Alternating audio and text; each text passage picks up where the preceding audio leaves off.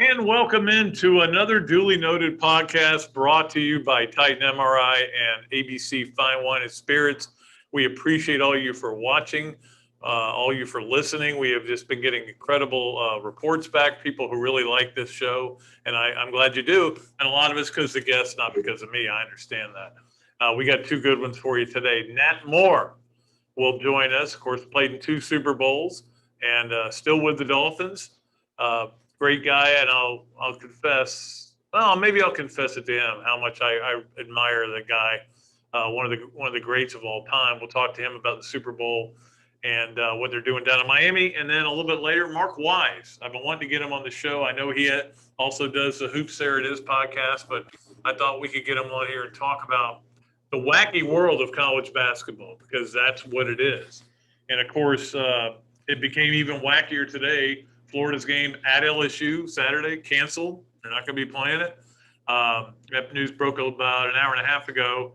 And the problem is at Florida. It's not at LSU. Florida's had some positive tests, some obviously contact tracing issues that they're dealing with.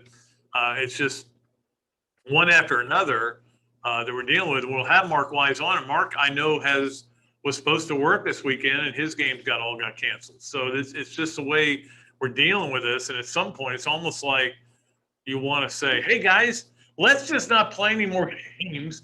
Put everybody in a bubble. You guys can practice and everything, and then we'll have the incident, because the only thing that matters, nobody cares who wins a regular season championship in any conference. Nobody cares who wins a conference tournament. All you care about is, are you in the tournament and how you do, and having the tournament. That is the whole thing. This is all about having the tournament. And you can complain like Kim Mulkey did about, the issues that she feels that are being ignored. But I don't think they're being ignored. I think they're being addressed, and there's going to be problems. And we don't know where we're going to be. But if they don't have a tournament for 2 years in a row, you can say goodbye to the lacrosse championships and the wrestling championships. They're not going to be able to conduct those. They won't have the money to do that. So I think it's really important to have the tournament in some way, manner, shape, form. I think the way they kind of bubbling everybody in Indianapolis is good. Okay. But I know you guys want me to talk about 2 things, and I'll do that quickly before we bring on Nat Moore.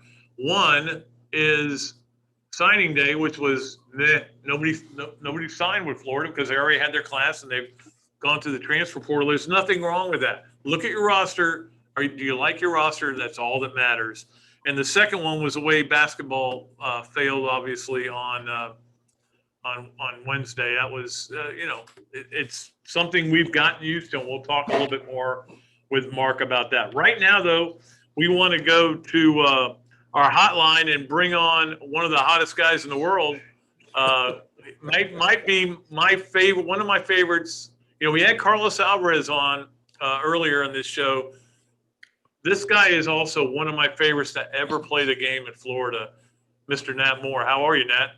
I'm doing fantastic, Pat. Thanks for having me on, my friend.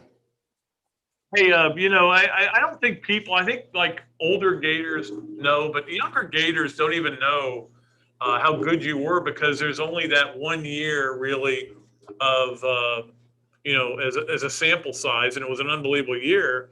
But I thought you were one of the greatest players to ever play at Florida. It's just you didn't get to play a lot. Well, I think I just came along at the right time for me, and played with some great guys, with Vince Kendrick and Preston Kendricks, Alvin Cowens, Lee McGriff, you name it. And it was a time when I had already been to Tennessee at Martin, and then I'd been in junior college. So, it was almost like getting a much more matured athlete that came to Florida with a purpose, which was to educate myself and hopefully showcase my talents with a chance of making it to the next level. I have seen the talks you give to the kids down there. Your title now is, it's like 18 words. I don't know. I'm not even sure what a senior. I'm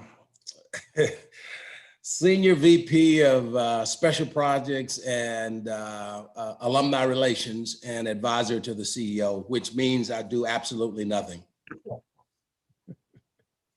That's the job I've been wanting all my life. But I know you do great stuff down there, and I've seen the talks you give to kids, and you stress to them, hey, look, I got a national championship ring. I didn't play on a national championship team, but I got an education, was able to do a color for the Gator Network. I've got Super Bowl rings. Yeah, I went to the Super Bowl, lost twice, as we know. There were two great teams that beat you. Yeah. But, you've been able to do things and understand the way that you have to do things to get where you are. Well, I think it's just understanding that you do nothing forever. And, when you come to college to certify yourself to be able to do play sports and enjoy sports, hopefully make it to the next level, but you can't do that the rest of your life. And that's what the college education does for you. It gives you the knowledge and the platform to move on from sports when that time comes. For a lot of kids, it's right after you finish your college career and they have to move on, and it's what they learn there that's going to help them the rest of their lives. Well, I was very fortunate, Pat, where I played for 13 years. Yeah. I was 36 years old, okay, when I left the league. Well, what am I going to do the rest of my life? I'm 69 years old. So I've been out of football longer than I played. So for the next, 33 years, I had to figure out how to make a living, how to survive and take care of my family. And that's what my education in Florida did. It trained me to be able to go out. I mean, I didn't take any classes to be a journalist or speech pathologist, but it trained me that I learned to talk. I learned to interact with folks. And in the process, when that time came available, I knew the game. I knew how to tell people why things were happening, not just what you see, but what's the idiosyncrasies in what you're seeing. Why is it happening? And lo and behold, not only did I do it for the Gators for almost 20 years, but also the Dolphins preseason. Right. Yeah. So, I owe a lot to the University of Florida from that standpoint and giving me the opportunity to make it to the next level. That isn't it amazing how many Gators are on TV doing, whether it's Kevin Carter, Jesse Palmer, James Bates, you could just go on and on. Aaron Andrews, of course, and Laura Rutledge, all these people that I think there's something about going through here and being around people that just kind of schools you for that. And they have to also have that want to, you see so many other people doing it, and in the back of your mind, you go, you know what, I can do that. And, oh, by the way, that looks like fun. And before you know it, you get out there and you learn as you go. I mean, I think the more you learn, the better you become, because every game you're adapting to what's out there on that field. Every year you're adapting to the new players coming in. And basically you're also adapting to your fan base. What do they really want to hear? What do they really want to know? So, I mean, I think that's the whole key, is that now you have so many athletes that are coming to universities like Florida, and they're coming there with the idea, I want to make it to the next level. I want to be the best. But they're also studying those media folks that they see. They're talking to them. They're getting some knowledge. And all of a sudden they go, yeah, that seems like something nice. That seems like that next career for me. And guys are really doing a great job of it. You obviously, I go back to that year in 73, which was, I was just a student at Florida. I was still at St. John's. And I love that team so much. That team was so good, but they just couldn't get over the hump sometimes. I think you guys went 5-5-1 that year. Yeah, and, but we did something else. We eventually beat Auburn. Yep. We destroyed Florida State in Tallahassee. And of course, we beat Miami. Back in those days, we beat Florida State and Miami every year. So it wasn't even thought of losing to them. Well, there was a great story or a great play where you were running, it was like it was like 5 or 6 yard touchdown, and you faked the guy at Doak Campbell Stadium so badly that his parents beat him after the game, I think, because I don't know about all that, but you put his jock in the ground. No, you did. Yeah, well, I mean, the difference was I was a athlete that was a basketball player as well as a football player, so I had the feints and the fakes, and that's what got me to the next level. The ability that if I got open one-on-one, that guy was not going to tackle me, and a lot of that comes from just learning to play flag football. Just making the guy miss. And that year, if I remember correctly, I think I had about 13 touchdowns, even though I didn't start the first 2 or 3 ball games.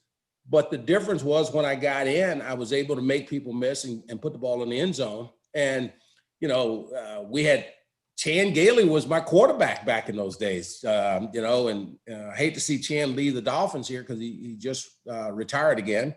But Chan Gailey, David Boughton, two-headed quarterback situation. And then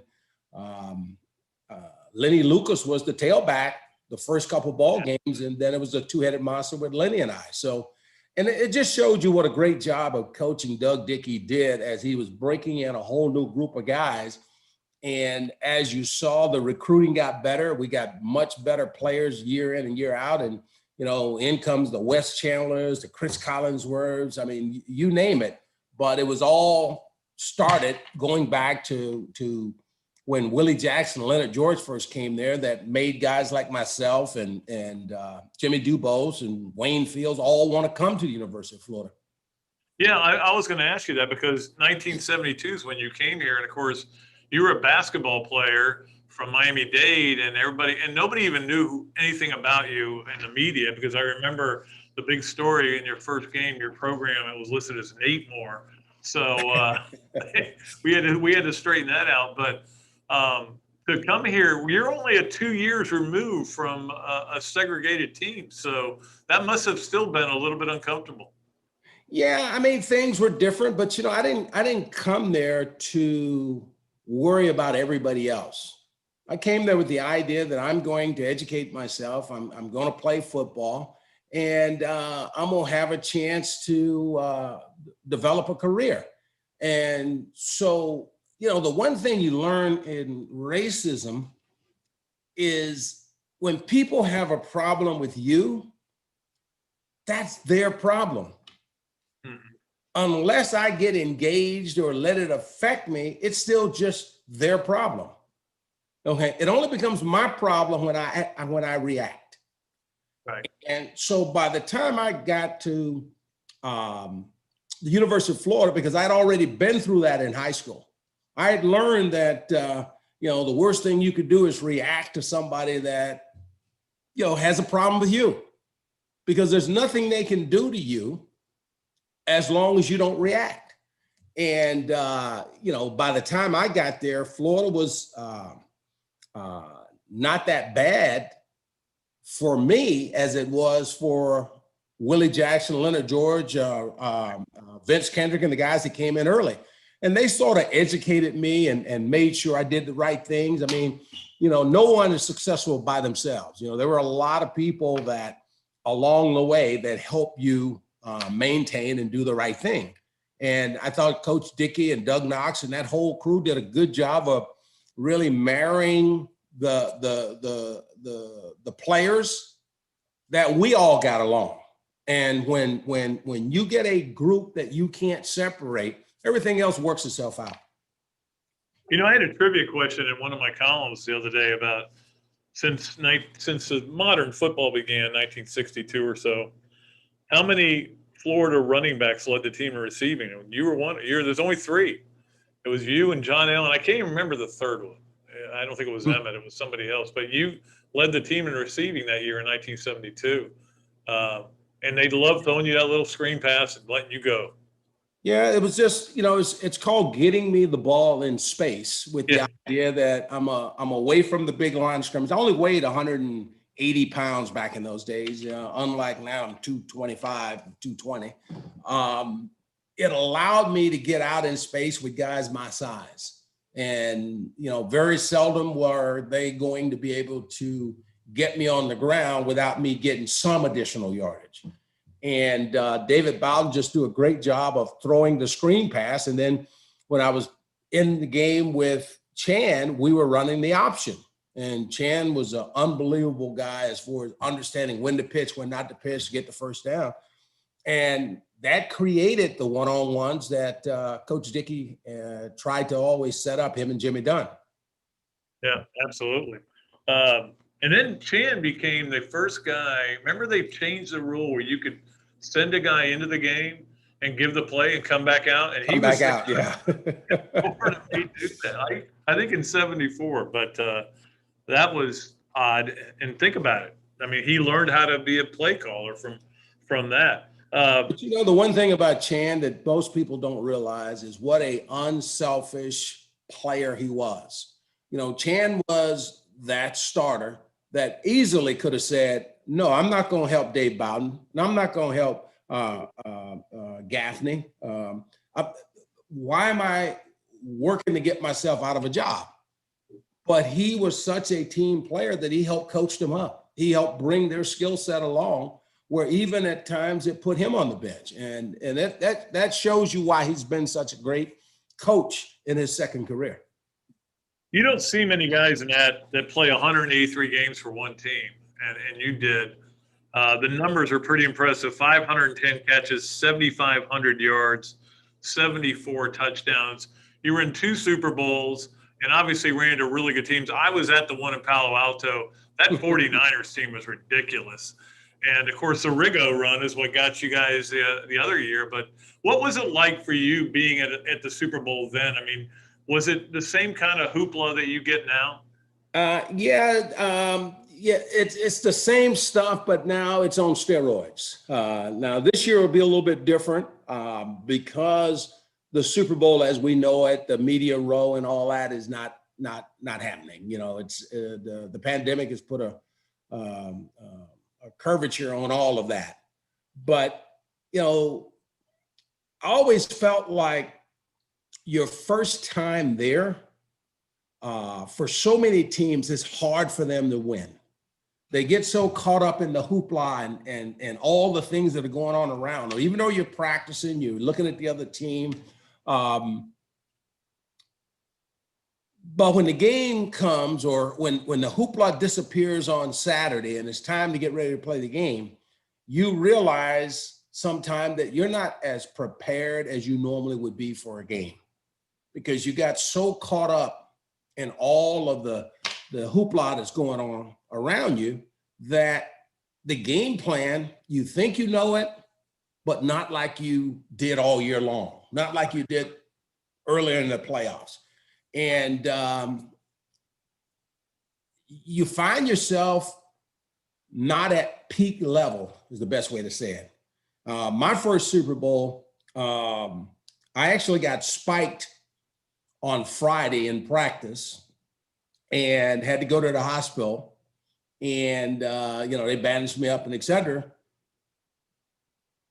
But the negative for me was, Pat, that I'd worked my whole career to get to the Super Bowl.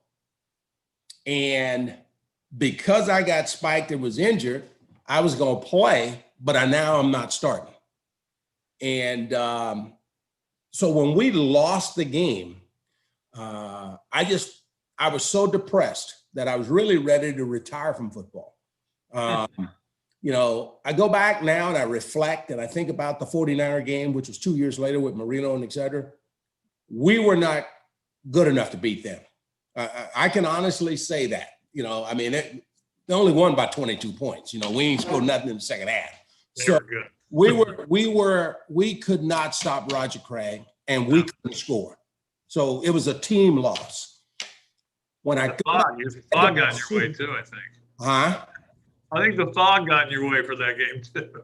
No, we can't come up with excuses. But Super Bowl 17 against the Redskins, we were, I felt, a better team. But that was our first Super Bowl, and we forgot how we got there. And if you go back and you look at the numbers, I think we had a total of 46 offensive plays. They had 75. At the end of the first half, we're winning the ball game. But even with winning the ball game, we had 2 big plays and a field goal. We were not the Dolphins that had gotten there.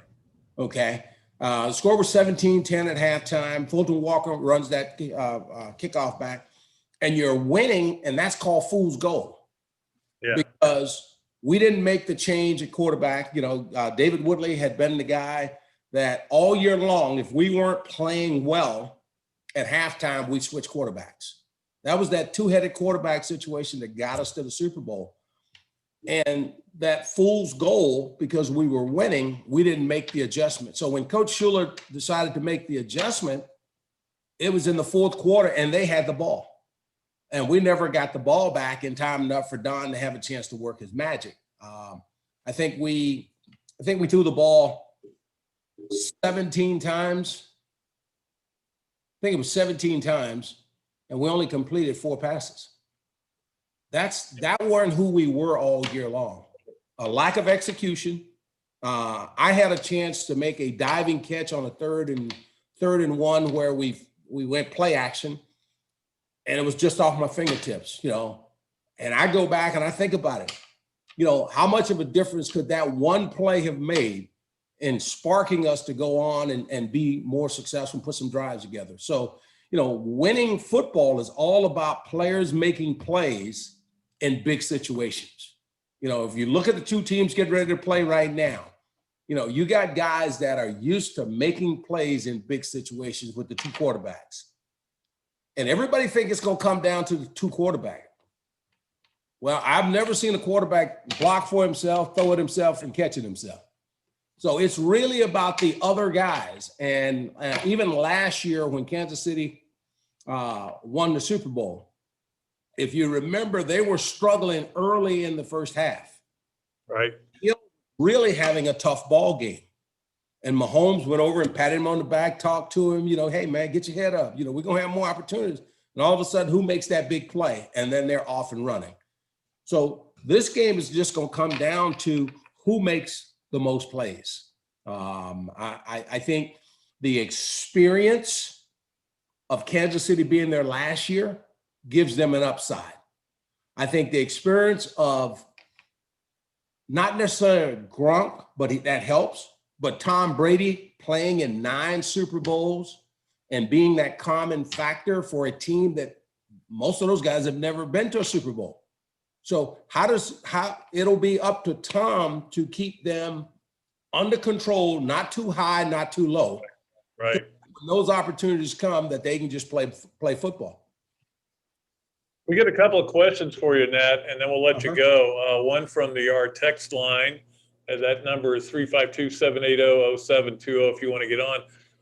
The loss of Don Shula for you personally, well, how difficult was that? Don was my mentor. He and I probably at least once a month we talked. He taught me so much about life, not just football, about life. And for I would say since 1974, we've had interaction of some sort. There were a lot of successful players that played for him that were very successful life after football because of the team concept, the willingness to be a part of something that's bigger than you.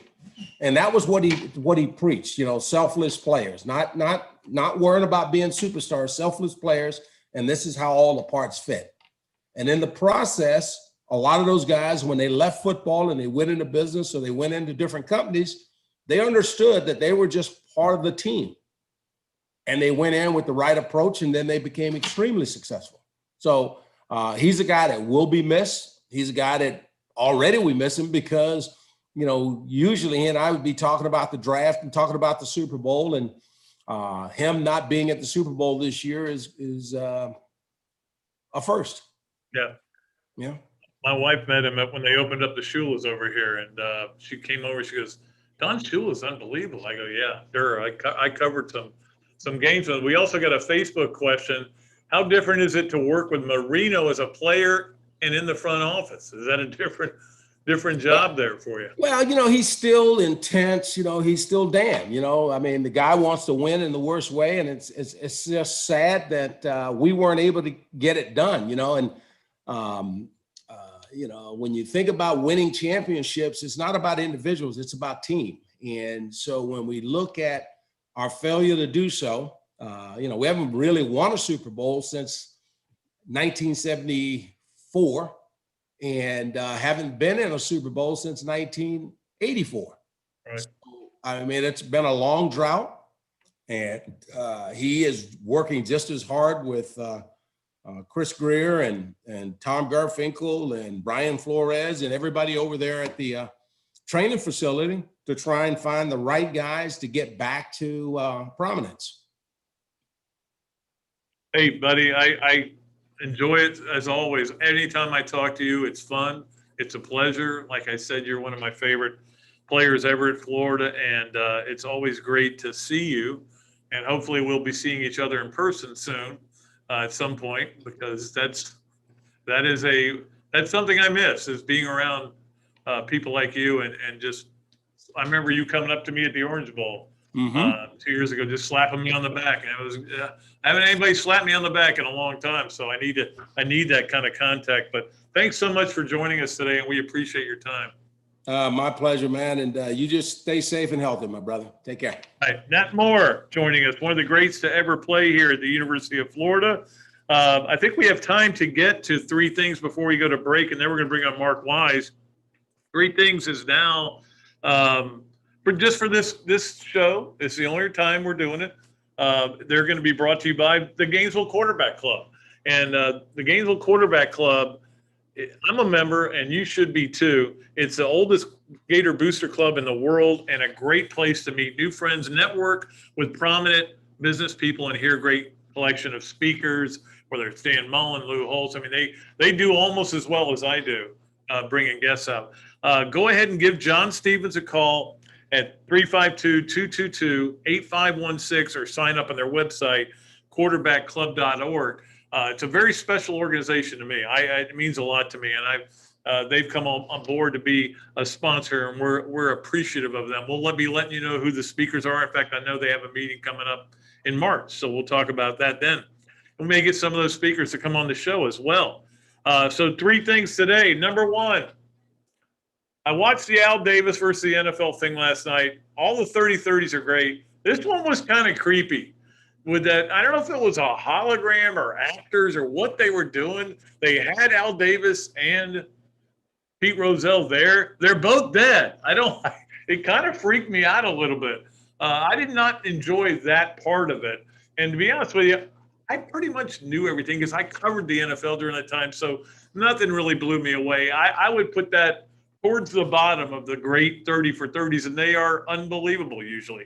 That one, I didn't want to see that. I didn't want to see those guys like alive when they're not alive. I mean, look, video is fine. The old video is fine, but that was different. All right, number two. All right, you can stop hyping North Carolina Duke, okay? We get it. They're playing each other. They've got a great rivalry. Both teams stink on ice this year. Actually, North Carolina's 11-6. They're dominant. Duke's 7-6 right now. And this is sometimes this whole one and done thing can kind of catch up to you in a weird way. And we've seen it most vociferously. I don't even think that's the right word, but it's the only word I could think of, at Kentucky, where they're 5-11 right now. But Duke, North Carolina, I get it. It's a great rivalry, but it's not like appointment television on Saturday. I'm not going to worry about watching. I may watch it now that Florida's not playing. I need to find stuff to watch. And if you're just tuning in, Florida's game against LSU has been canceled because of COVID problems at Florida. Number three, we have decided to have the Bob Dooley Invitational on May 15th at Ironwood. Unfortunately, we're already pretty much sold out, and I know Freddie doesn't know this, but I've got a group for him, so I didn't cut you out, brother. But I appreciate everybody for jumping on board right away. And if you guys want to do anything in terms of gifts or sponsorships or anything, that's all I'm going to do. I'm going to sell sponsorships on this show and the golf tournament. The golf tournament is a little bit lighter than this. I don't know. I don't even know what I'm saying right now. All right, we're going to take a break. We're going to do that. When we come back, we're going to talk to Mark Wise about the crazy world of college basketball, which is what it is right now. And don't forget, we still have the Leonardo's quick picks. I'm looking forward to your picks on this because I've got some bizarre ones for you because of the Super Bowl. They're all Super Bowl picks. We got to get to Gator of the Week, sponsored by Adam's Rib. And this, that, and the other. We got all that coming up. But first, Mark Wise, after this break, you're watching another Duly Noted podcast. Thanks so much to our title sponsors, ABC Fine Wine and Spirits and Titan MRI, and to our pick sponsor, Leonardo's of Millhopper. You can find us live on Facebook and YouTube or listen at your leisure on Apple Podcasts, Spotify, and Google Podcasts, or wherever you find all your favorite podcasts. I'm excited to continue this podcast and to have your company on board as a sponsor. If you're interested in being part of the show, email me at patrickdooley54@gmail.com or give me a call, 352-317-3444. Titan MRI, North Central Florida's premier independent diagnostic testing MRI facility. At Titan MRI, we're focused on you, the patient, having a great customer experience. Our MRI equipment is modern and 75% quieter than any unit in its class. And our MRI unit has one of the largest openings of any of the newer high-strength MRI units, which allows comfortable scanning for potential claustrophobic and larger patients. At Titan MRI, we look forward to serving you.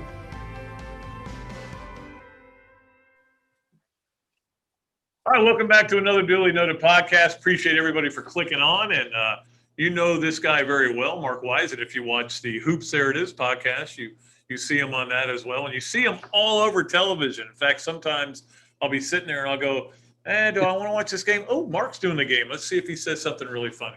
And usually he does. But thanks for joining us, Mark. And we'll talk a little bit about the weird world of college basketball. How are you today?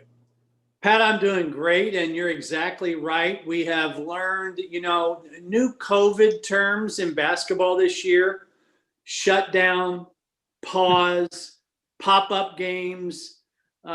These are all things that we have never had to discuss before as it relates to college basketball. Yeah, and you're in Atlanta to see your son coach at Life University because your games got canceled. Florida's game for Saturday just got canceled a couple hours ago, so they won't be playing LSU. And I tell you one thing, we all want everybody to stay safe, but I tell you, the committee, they're going to be sitting there like the football committee going, how do we look at a 5-0 team versus a 10-1 team? And they're going to be dealing with some of the same things. Yeah, there's a lack of non-conference data this year. The schedule got pushed back 2 weeks. 4 games were eliminated. So the most you can play this year is 27. And I don't think there'll be 10% of teams that will hit 27. My guess is most teams will land somewhere around 22 or 23, with probably 18, 16, 18, somewhere in there, league play. So you just don't have as much non-conference data in a process that is data driven. So if you don't have as much data, then obviously, at the end of the day, does an eye test become more important? Probably. We saw on Wednesday 5 teams in the top 25 lost. Some of them were really stunning. Florida certainly was surprised. That's every Wednesday. That's every Wednesday. But that's college basketball, and I think some people just assume, because Baylor and Gonzaga have been so good this year, everybody wants to go, why can't we be like them in Alabama football and Florida baseball? Why can't we be like that? But it doesn't work that way. No, those are 2 extraordinary teams in an extraordinary season, having extraordinary seasons. College basketball, this is the beauty of college basketball. And I've always said, this came to play last year when Florida was preseason ranked 6th, and they didn't quite meet expectations. I said, do you know the difference between being ranked 6th in the country and 26th? It's 1 possession.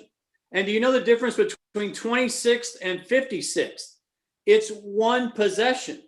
And right now, I look at like the SEC standings right now, the difference between being third, tied for third, 6-4, and being tied for 12th, 4-6, is 2 games.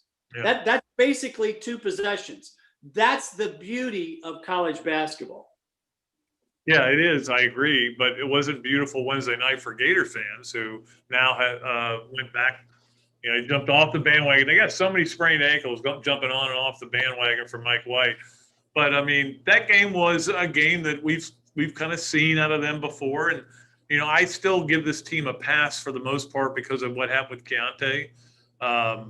And I think it was good news for college basketball players around the country who've had COVID or been infected by it to find out that Keontae, it wasn't COVID related. And that was good news. I think everybody kind of breathed a sigh of relief.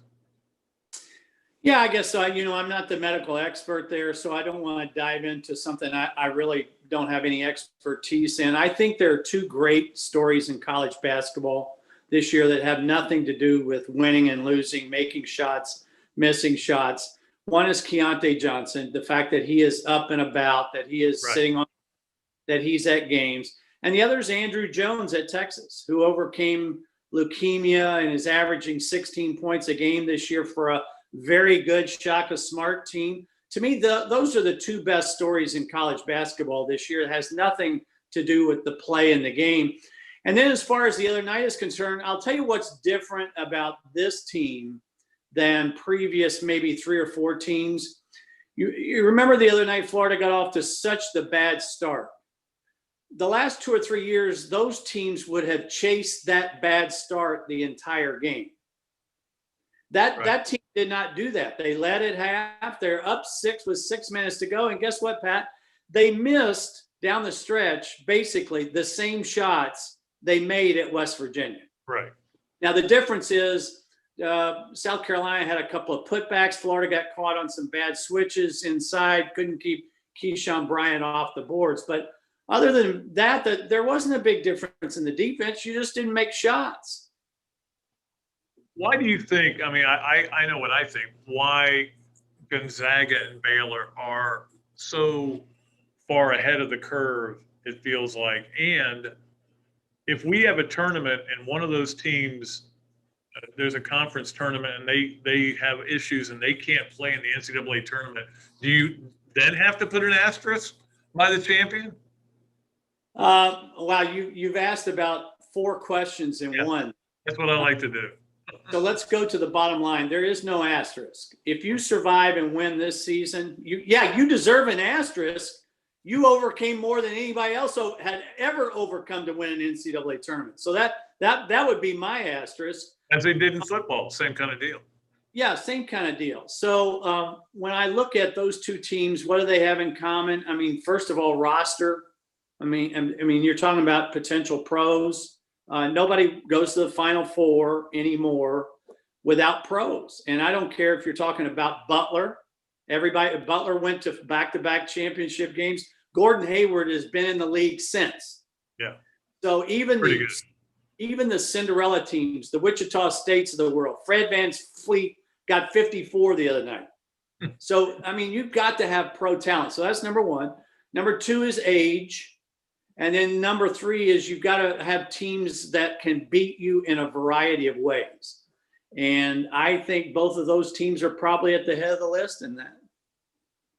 And I think that's Alabama's problem, is that there's only one way for them to beat you, and that is to make a bunch of threes. And while they'll still win the SEC, there's no doubt they're going to win the SEC. I don't know how. I wouldn't have them going very far in my bracket.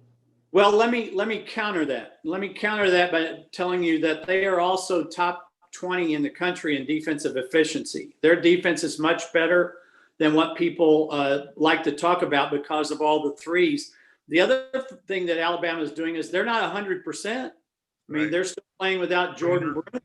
And so when they get Bruner back, that'll be another shot in the arm. So I think Alabama's a real dangerous out in the NCAA tournament. The thing that would concern me more is that they haven't been there. This is a group that really hasn't played in that environment. And usually it takes you 1 year to understand how good you have to be and how ready you have to be, regardless of the opponent, the following year. We have a question. Is that a Facebook question? Okay, text line question.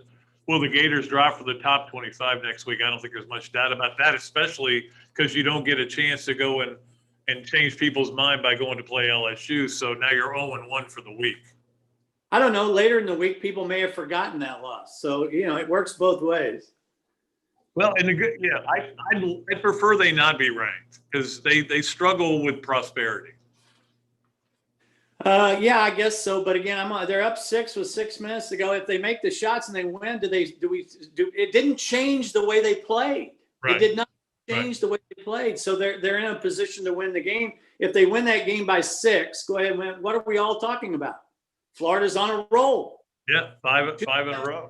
They got hit into pause mode because they're on a roll. So so many times, and I think this is true in most sports, people get so focused on whether you won or lost and how that impacts the way they feel you played in that particular game. And it really doesn't, especially in close games. You have to evaluate how your team played regardless of the score. All right, I want to ask you this question because I've experienced it a little bit. I've been to a couple of games as just a fan. Now I can do that on the media. But obviously, home court advantage isn't that big a deal. It's a slight deal. It does help you in theory, but it still seems like they're giving the same weight to winning on the road in terms of the net ranking. So I'm not sure they should give as much of a benefit for you to win on the road because all it means is you stayed in a hotel. Well, you've identified the problem, but what's the solution? How would you alter the formula? How would you, come up with how to limit what a road win means? There's no question. The numbers tell us that road teams are winning at a record pace in conference play, especially in the SEC. Yeah, you said there would be no math today, so I'm not going to get into that. But I don't know the answer to that, but it's almost like they should have. What are you going to do? You can't really change it right now. Last question for you, and we appreciate you being on, Mark, always. Me. In fact, my confession here is that the second year of the 04s, when they're going for their second national title, every game was the same. They won every game by like 9 points. It wasn't like they blew people out. Every game they won by like 9 points. And I would get to a point where I would go to Mark as he got done with the radio and go, "What's like now?" And he would say, blah, blah, blah, blah, blah. I go, "Perfect." And I go in there like a real intelligent guy to the press. It seemed like your press was the difference in the game, Billy. Well, that's very kind of you to say. Thank you. All right, last thing for you, though. What do you think about conference tournaments and the potential for teams to opt out and how many we've already seen one tournament, I think it was the MAAC or whatever, say no fans. Are we going to see fans in the conference tournaments? Well, doesn't that in part go back to the state of which your tournament is being held in, because there are local restrictions there. So for the SEC this year, that'll be the state of Tennessee. The bigger question I have is, and this is for the SEC tournament or any conference tournament, or I don't wish this obviously on the NCAA tournament, but what happens when a team wins and then has a positive test? To me, that's the big elephant in the room. Do you move the next team along regardless? Do you bring somebody else up who got beat? To me, that's the sticky question that I think nobody wants to. And I don't think the NCAA should have an answer yet. Yeah. But they need to have one in the coming weeks. It needs to happen pretty soon, because I don't know if you know this, Pat, but when the NCAA came out and said you have to have 7 consecutive days of negative tests before Indianapolis, I misconstrued that and I had to get clarification. What that means is you have to have 7 consecutive days of negative tests before you get to Indianapolis. And then once you get in Indianapolis, the NCAA testing kicks in. So let's take the SEC. That means Alabama is a great example. Alabama will probably, whether they go to the conference tournament final on Sunday or not, will probably go to Indianapolis Sunday night, Monday. That would be my guess. That means that their 7 days has to start the previous Sunday. So go back to the last regular season weekend. That's when they will start their 7 days of consecutive negative so that they can go to Indianapolis. Yeah, it's going to be weird, and we'll just wait and see. This is the way it was in football, you know. And I think basketball has even been tougher because you have fewer players, so the contact tracing becomes a bigger issue for a lot of those guys. Hey, always great talking to you, man, and have a good time up there in Atlanta. Not too much fun, I know that, but yeah, I'm constantly looking at my phone because here's the world I live in. So LSU is not going to play Florida, correct? Right. The game I had, Arkansas was going to play Texas A&M. Right. Okay, so Arkansas can play, LSU can play, and I have no idea if they've already played each other twice or not. You might want to look at flights. So I keep looking at my phone because I had a game happen this way earlier in the conference play. Yeah. When 2 teams were shut down, their 2 opponents played each other.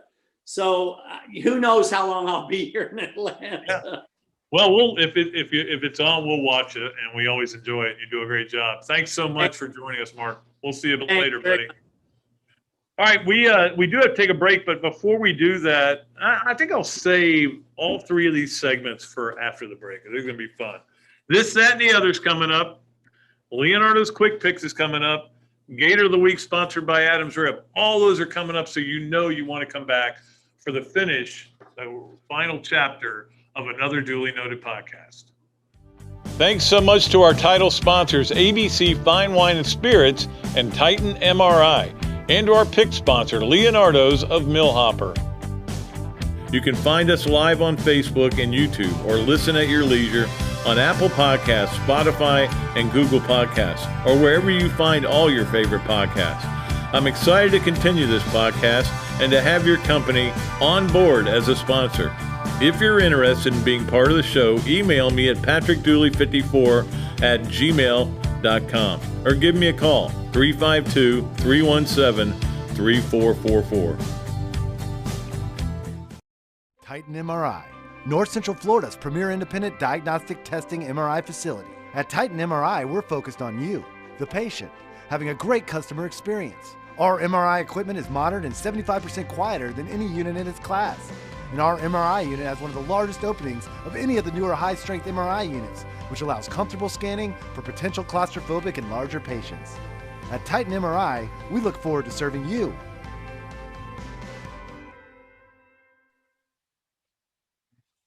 All right, welcome back to another duly noted podcast. So don't forget, if you're watching us right now on Facebook and YouTube, that'll be great. That's always great. I know a lot of people do.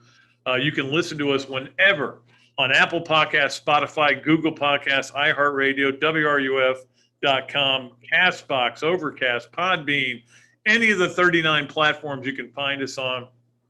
And remember to like, follow, and subscribe so you don't miss an episode and you don't miss our great sponsors, Titan MRI, and as well as ABC Fine Wine and Spirits. They do a tremendous job of sponsoring this, and we appreciate them so much. All right, it is time right now for the Leonardo's Quick Picks, and I will post these on Twitter and on Facebook, where I think most of you, you should be jotting this stuff down so you can send it to me. But, no, you didn't do that. We did have 2 qualifiers from Monday. Yeah, Monday. Scott Hart and Jeremy Toms both qualified. They both got them all right. And then on the previous week, we had, I told you I didn't have the name, Eric Saylor. It may be Saler or Sealer or Suler, but it's Sayler, according to my stuff. At any rate, those are the 3 new qualifiers that we have. And of course, In a couple of weeks, we're going to do another drawing of all the people who qualified. We've got a great one for you on this day because it's all Super Bowl related.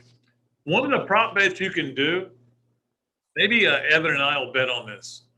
The over-under on how many times they're going to bring the chains out to measure is 1.5. Which way you going, Evan? I'm curious. So we'll have to bet on that. Here are the bets that we have for you. No, these aren't bets. We're not encouraging gambling. We're just saying this is our contest, sponsored by Leonardo's at Millhopper, and we appreciate them so much. Kansas City, I saw it with the hook, and I've seen it without it. I'm going to keep it with the hook. Kansas City given 3.5 to Tampa Bay. I keep going back and forth on who I think is going to win this game. I've gotten to the point where I don't care. I'm just going to watch the game and hope there's a lot of offense and watch the commercials and just enjoy the game. I don't really have a rooting interest that much, and I don't know who's going to win. But Kansas City is favored by 3 and 3.5. We're going to make it 3.5 with the hook, so that'll be number one. Number two, Brady and Mahomes. Combined touchdown passes, the over-under is 5. Their over-unders are each 2.5, but you can't throw a half a touchdown pass. So we put them together, and we have 5 as the over-under for touchdown passes for Brady and Mahomes.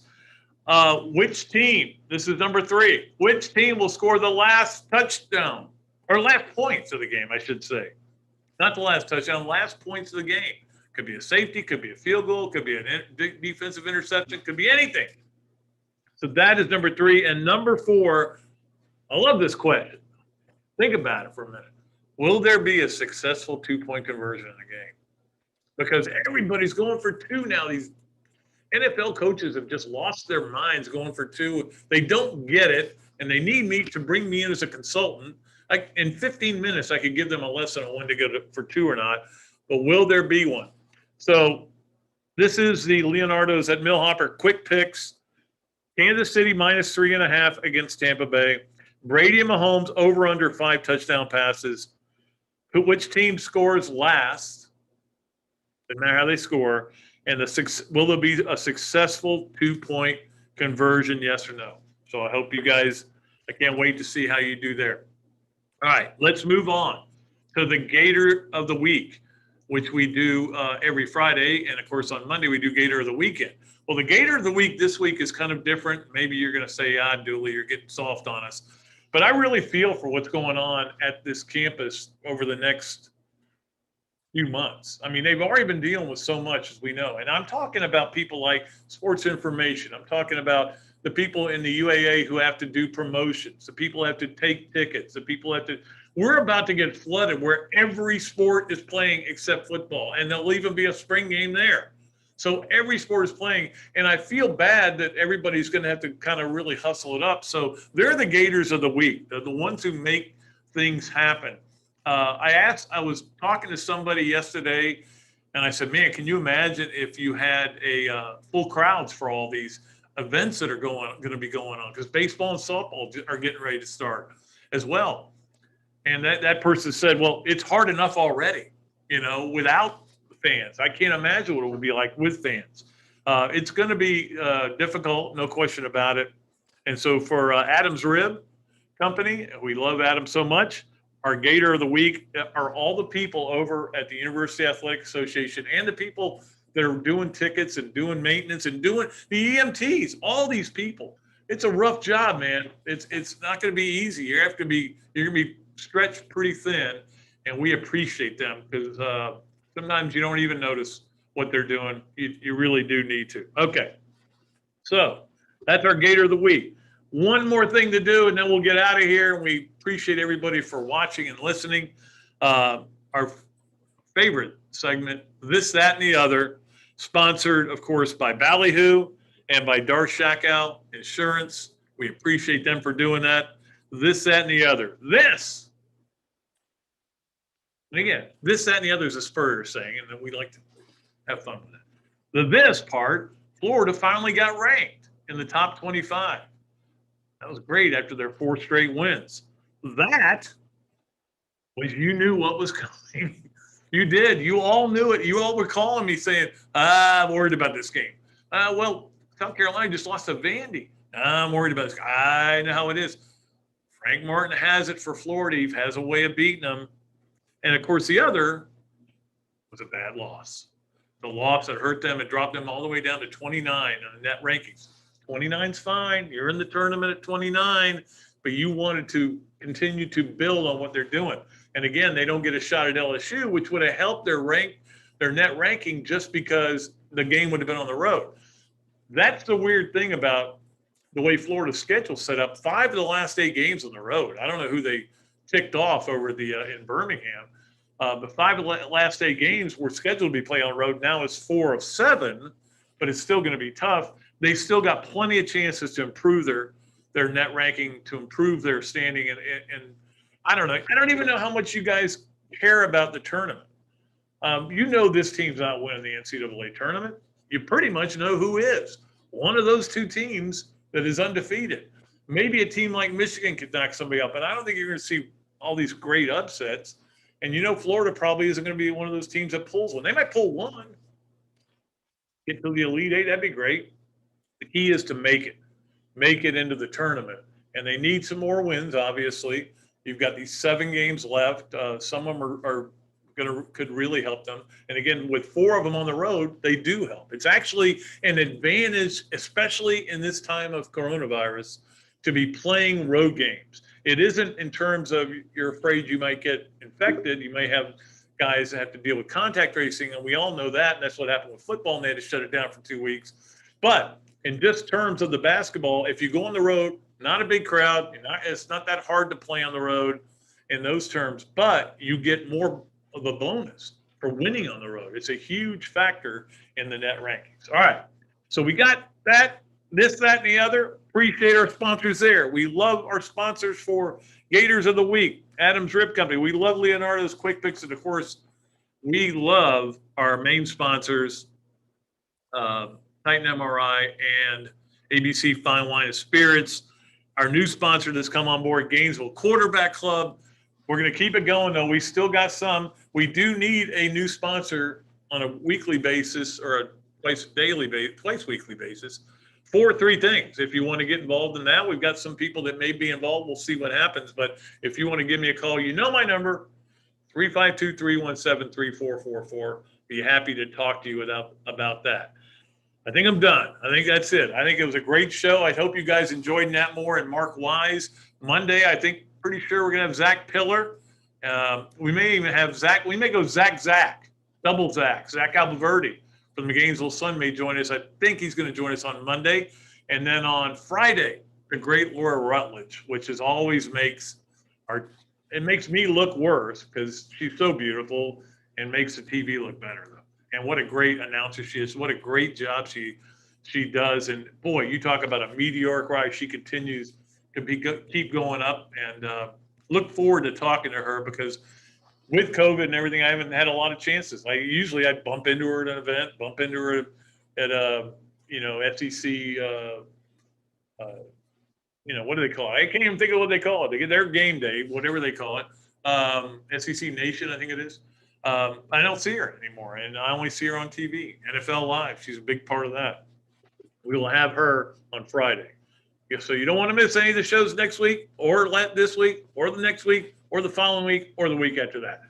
This show is over, though. I am out of here. I appreciate everybody for listening or watching.